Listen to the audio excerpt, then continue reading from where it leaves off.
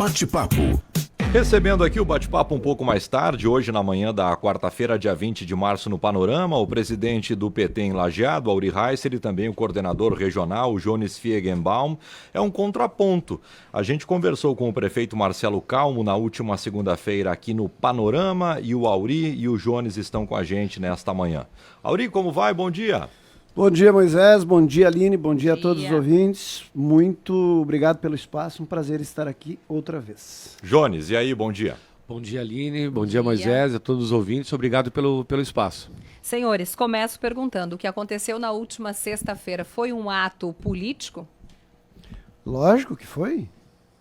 O que não é político, né? Numa situação como essa ou parecida com essa, né? Nós tivemos aqui a visita do presidente da República, e ele não veio sozinho, ele trouxe o vice e ainda uma turma de ministros, né, que vieram para Lajeado, e eu até brincava com o pessoal na semana passada, diz, olha, Lajeado na sexta-feira vai ser a capital do Brasil. E do Estado, o governador e o vice-governador também estavam presentes. Exato, né? Vieram o governador e o vice, olha, o governador e o vice vieram para cá, juntos, no mesmo evento, né, e não à toa, porque o Lula estava aqui, né, e o Lula...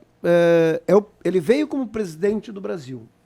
Ele veio para uma agenda institucional. Ele veio aqui, em Porto Alegre primeiro, e depois aqui para prestar contas de recursos que foram e que estão sendo destinados, especialmente ainda em função dos acontecimentos meteorológicos e climáticos do ano passado. Mas também ele veio anunciar mais recursos. Né? Essa era o objetivo do encontro. Mas é óbvio, né? Uma coisa assim que eu não sei, eu não consigo entender até agora, porque que se criou essa discussão de que, nossa, aquilo lá foi um evento... as pessoas podem até criticar, eventualmente, se houve um excesso partidário, que não houve, né? Não houve, absolutamente. Mas reclamar que o evento foi político é um negócio assim que eu não consigo entender nem aqui e nem na estratosfera, Moisés, que tu gosta de usar essa expressão. Não tem como entender. O Lula é um cidadão do mundo, né? E o Partido dos Trabalhadores tem o privilégio de ter ele como seu maior líder. Como é que a militância do partido, dos movimentos sociais, que historicamente foram apoiadores do Lula, não iam aproveitar a oportunidade para tentar manter um contato com ele? É um dos maiores líderes políticos vivos do momento. São poucos no mundo que têm a estatura política. Você pode gostar ou não gostar dele. Isso aí é da liberdade de cada um, mas o Lula é o cara que é recebido lá no Palácio de Versalhes, na França, com tapete vermelho, com honras oficiais. Ele vai para a Inglaterra, ele é recebido lá pelo governo e pelo palácio lá do rei. Ele vai no Vaticano e o Papa recebe ele a qualquer momento. As pessoas procuram porque o Lula adquiriu essa estatura. Então, eu não consigo entender muito bem, foi difícil compreender a polêmica que se criou, né, de gente, né, e aí especialmente falando do nosso prefeito, né, que criou toda uma celeuma, todo um ambiente, não é, como é que eu vou dizer? Se eu puder contribuir, Auri, eu acho que... e mimimi, porque, né? Mas eu acho que todas as pessoas públicas que estão num cargo público, que foram eleitos, quando vão pegar um microfone, ou vão fazer, é um ato político, né? A diferença de um ato partidário. Aqui era uma agenda oficial, institucional, com a presença de vários prefeitos, de vários municípios, de várias siglas partidárias. E sim, quando se pega o microfone e vai... tanto, Auri, tu já deu a introdução na situação, logo após o evento, quando o prefeito também usou as redes sociais para se posicionar, para falar sobre a questão das vaias, aquilo também foi político? Aliás, aquilo que realmente politizou tudo. O Lula veio para cá, e o Lula diz isso em todos os momentos e onde ele vai. Eu não pergunto o partido do prefeito ou do governador que eu estou visitando. Não me interessa. E ele sempre faz isso. Isso não é uma balela, é o tratamento isonômico, igualitário, que ele dá para todo mundo, né? Na verdade, quem acabou transformando esse assunto numa politização, né, absolutamente sem sem serventia, acabou sendo prefeito porque, mas eu não estava afim nem de ir lá, eu fui contrariado. Cara, se tu está contrariado, não vai. Fica em casa. Auri e Jones, e daí eu quero uma opinião de vocês como políticos experientes. Como vocês classificam as vaias? A gente, logo depois que encerrado o evento, a gente também conversou e comentou. As vaias não foram legal, não foi necessário. Vocês não concordam? Não concordamos com as vaias, né? Desnecessário, eu acho que é o termo. Porque ali a gente estava num evento oficial, onde a gente estava lá para escutar os anúncios que já foram feitos, os novos anúncios que estavam sendo feitos naquele dia, tanto que isso aconteceu também com o governador Eduardo Leite, que contornou a situação já nas primeiras palavras, né? Então não foi legal. Porém, se a gente puder fazer essa comparação também, o prefeito que reclamou das vaias que levou ali, eu não lembro dele ter vindo a público se desculpado com as vaias que a primeira-dama Janja recebeu nessa mesma cidade, né, quando ela fez a visita aqui de forma oficial, entregando cestas básicas. Então, o que se queixa de vaias também não se posicionou quando uma outra pessoa pública também tomou vaias aqui numa visita oficial. É importante que se diga que na entrevista de segunda-feira, embora o prefeito tenha feito esse posicionamento sobre as vaias de imediato nas redes sociais, na última segunda-feira, no programa Panorama, nesta bancada, ele disse que as vaias eram compreensivas e que o gestor, quem está num cargo público, sabe que é do jogo. Então, no Panorama, ele disse que as vaias, de fato, não eram a sua preocupação, mas ele trouxe à tona no Panorama as questões que imaginavam que seriam tratadas, já que ele disse que imaginava que uma reunião, um momento de escuta aconteceria e que não aconteceu, e por isso ele se refere a este ato político. E aí ele coloca em cena duas pautas, que são retornos aos empresários, né, a classe empresarial, e a pauta do rio e a dragagem de fato.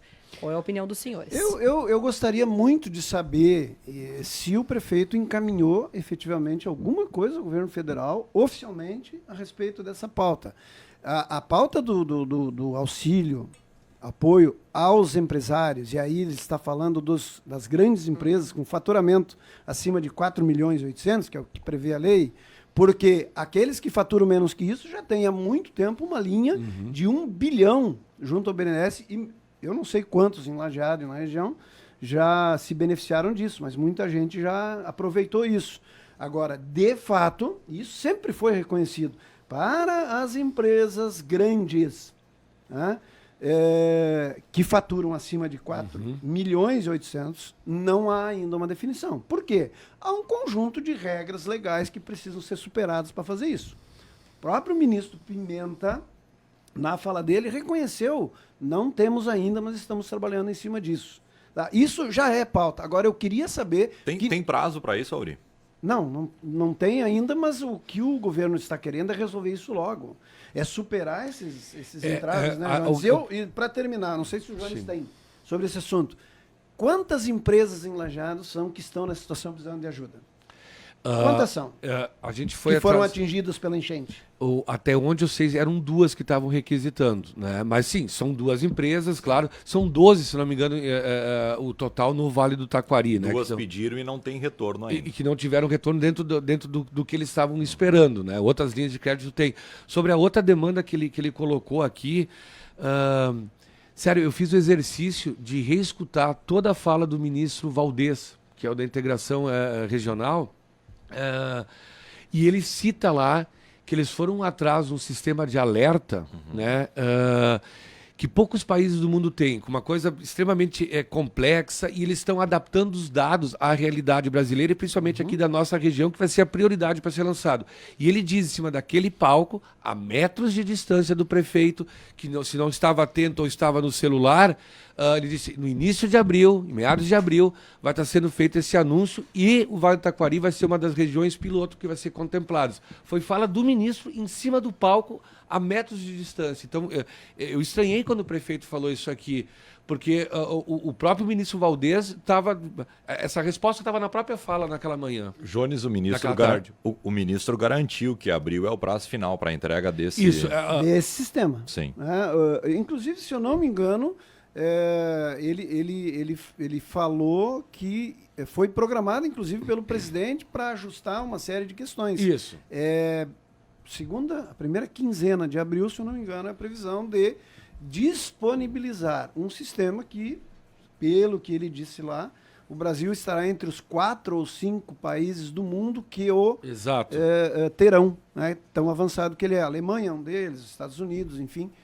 Foi dito lá. E eu estranhei que depois o prefeito alegou na entrevista que não houve nenhuma manifestação ou então nenhum anúncio em relação ao sistema de alerta de chuva e enchente. Inclusive, eu gostaria de fazer um testemunho aqui, que eu estava presente numa reunião no gabinete do prefeito, com a presença do secretário de Institucional de Comunicação, Maneco Hassi, e do secretário nacional de Habitação, que faltou o nome, é o Ailton, mas me foge o sobrenome agora. Eles tinham uma agenda... Moreira, se eu não me engano. Eles tinham uma agenda em Roca Salles e Mussum. A pedido do prefeito Marcelo Calmo, a gente passou no gabinete, onde lá, Aline, com a presença do então engenheiro e vereador Isidoro Fornari, Lajeado estava inscrito na modalidade Minha Casa Minha Vida. E o engenheiro Isidoro, o vereador Isidoro, ele pediu para o secretário nacional de Habitação se pudessem passar isso para o Minha Casa Minha Vida Calamidade. E o secretário falou com essas palavras: não, prefeito, vocês têm um problema de déficit habitacional, onde já fizeram um pedido pelo Minha Casa Minha Vida de 150 moradias. Abra um outro pedido com mais 150 moradias pela questão da calamidade. Esse é o garanto que vai ser aprovado. E o outro, se tiver o trâmite em curso, vai ser. O que aconteceu? Os dois foram aprovados. E aí tu vê, orientação do governo federal, sem olhar partido de cor. Ali dentro do gabinete estava a instrução. Aposte nos dois e a gente vai fazer de tudo para ser aprovado. Digo mais, naquela mesma reunião, eu estava presente junto com o Marcelo Calmo, quando foi colocado, me foge o nome agora da creche que tem na beira do rio, ali no bairro Praia. Praia, né? Mas a creche que está ali também foi atingida pelas águas, né? Foi tomado por águas. E o secretário Maneco, ele pede: vocês tiveram alguma creche atingida? Sim, eu ainda lembro, tem uma na beira do rio ali que pegou água. Ele disse: então, os recursos para a educação, todas as escolas, tudo que foi do município vai ser reconstruído do zero. Condenem aquilo lá, ache uma outra área no centro e o governo federal vai bancar. Não, a água entrou, saiu, acho que não comprometeu a estrutura e tudo. E o governo federal pediu: não, o recurso vai existir. Eles não quiseram, mas agora, no PAC, Lajeado foi beneficiado. No PAC Seleções, com uma UBS, né, um posto de saúde, uma creche e mais um CAPS. Nós poderíamos ter duas creches, uma com recurso da calamidade e essa pelo PAC. Então, eu estranhei muito, assim, a gente pegou os números de recursos, eu vou aproveitar, Lajeado recebeu até o momento 75.955.000 reais. Eu fiz a conta, Jones. Eu quero dar o dado aqui. Isso significa 13% de todo o orçamento de Lajeado para 2024. 13%. Se Lajeado tinha 100%, agora tem 113%, considerando esses recursos. E não é pouca coisa, é muito dinheiro. Só para a Defesa Civil, assistência e reconstrução, foram mais de 13 milhões de reais. Eu quero trazer um dado aqui, depois qualquer coisa eu passo o documento, Aline, para vocês. Já temos um pedido do Ministério Público de Lajeado cobrando o prefeito aonde foi investido uma prestação de contas desse valor que foi para a Defesa Civil. Já está ajuizado, é público, né? Mas eu tenho a documentação que eu fui buscar, posso passar para a rádio depois também, só para vocês terem o documento, se caso for necessário, né, para publicar. Então o Ministério Público já cobrou do prefeito porque geralmente esses recursos no período de calamidade, eles não necessitam de licitação, é uma compra urgente e tudo, e o Ministério Público está avaliando em todas as prefeituras. Outra coisa que é boa lembrar, o recurso foi passado mediante planos de trabalho. E o que aconteceu no Vale do Taquari, com muita tristeza, a gente vê isso. Várias prefeituras mostraram uma incapacidade de montar planos de trabalho para conseguir os recursos. Ficou evidente. Muitas vezes a função da Defesa Civil é um cargo político que é colocado, não precisa de formação específica, não precisa ser técnico em nenhuma área.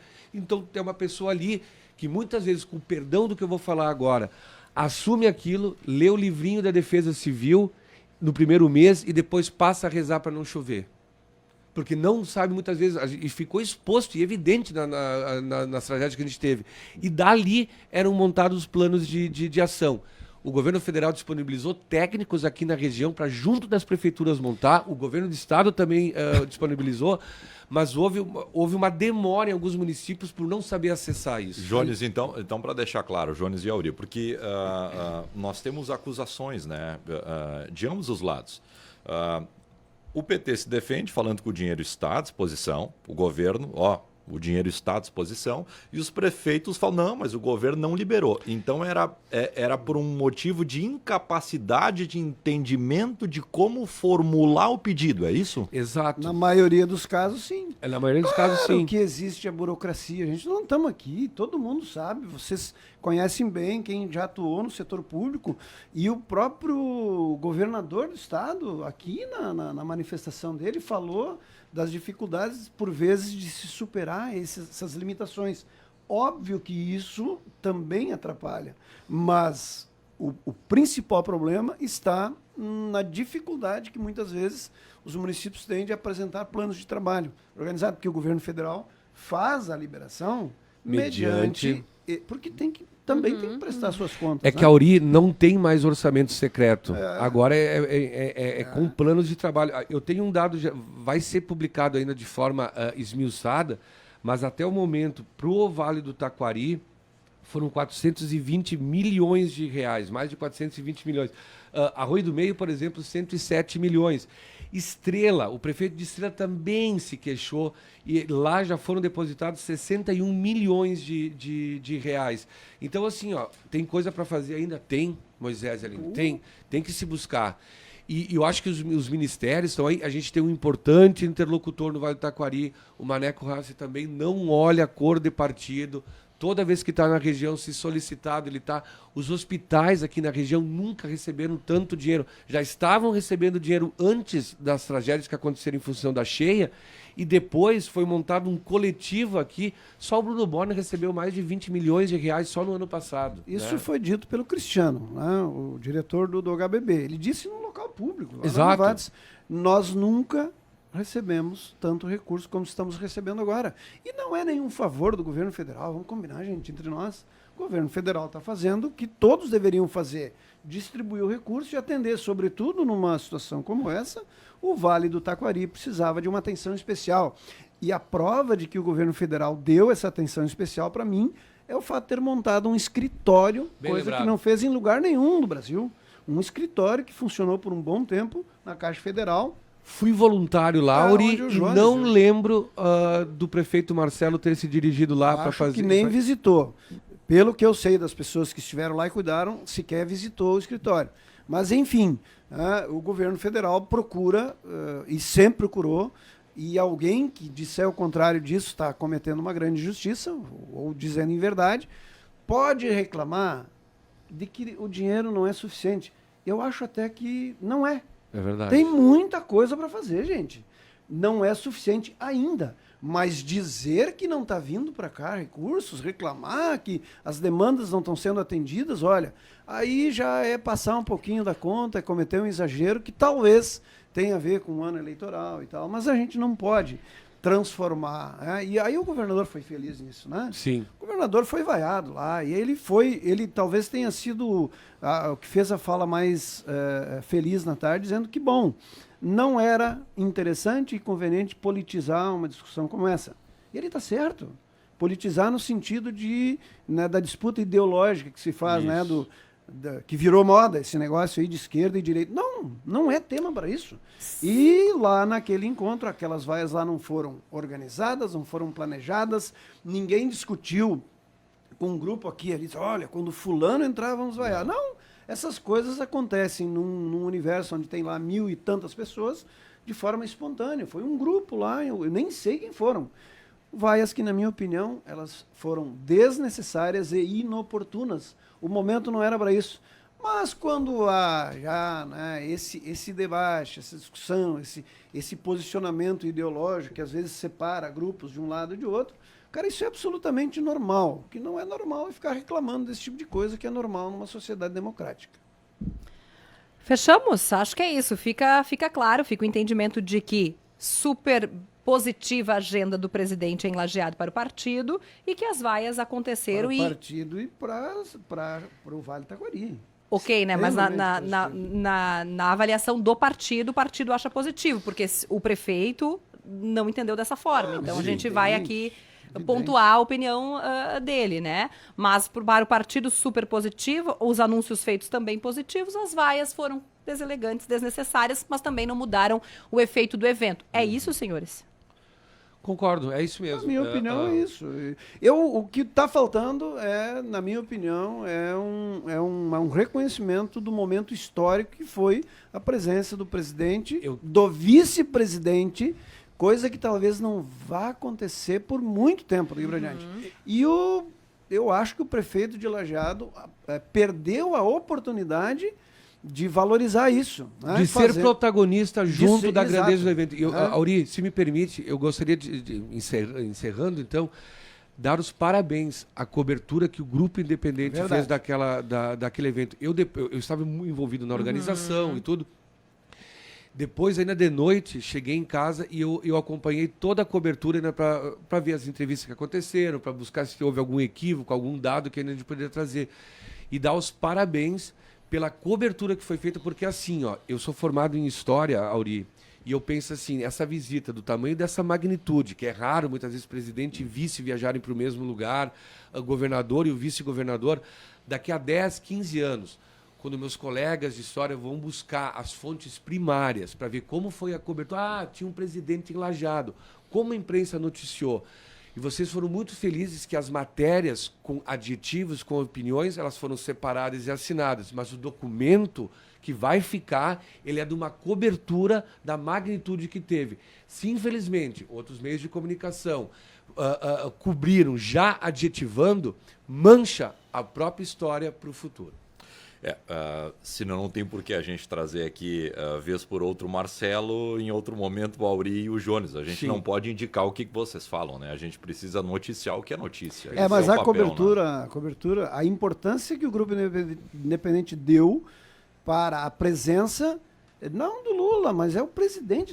Não estou falando aqui de quem é o presidente. É o fato, né? Em 2022, o vice-presidente estava aqui, o Mourão, que é o senador, e vocês fizeram o mesmo. Ou fariam se fosse outro presidente. A gente agradece. Isso é importante. E esse trabalho foi muito bem feito. Estava lá, acho que era a Gabriela, junto com o Ricardo. E eu acompanhei ali, inclusive pude ajudar a levar algumas lideranças que apareceram lá para conceder entrevista. E eu quero fazer minhas palavras do Jones. Foi uma cobertura muito bem feita e que deveria, né, ser observada por outros veículos de comunicação. Auri e Jones, um minutinho ainda. Assumam aqui um compromisso com os empresários, gente. Vocês dois como líderes do PT regional, e eu sei que o Maneco está trabalhando bastante, mas acho que a gente precisa dar para os grandes empresários, né? Para os grandes, eles estão realmente clamando por esse retorno. E não é que nós assumimos, nós damos voz ao empresariado. O empresariado tem pedido recurso, tem pedido algum tipo de benefício. E com razão.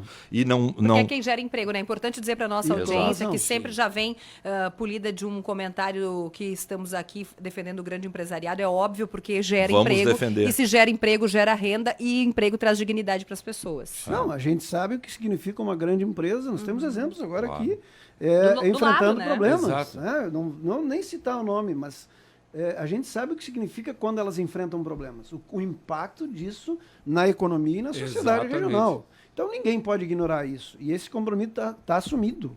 Tá bem. E trabalhar e trabalhar muito para que o problema seja resolvido. Há que se encontrar uma solução para que essas empresas, esses empresários, tenham acesso a recursos. Fundamental. E uma última, Aline. O PT pode ter alguma aliança no âmbito municipal? Estamos trabalhando para isso. Pauta para outra entrevista, então. Exato. Até o coordenador regional quer saber do presidente do diretório de Lajeado como é que está isso. Então vamos fazer uma entrevista aqui fora já. Vamos fazer uma mediação. Posso dizer que estamos trabalhando para isso. Com certeza. Ok. Muito bem.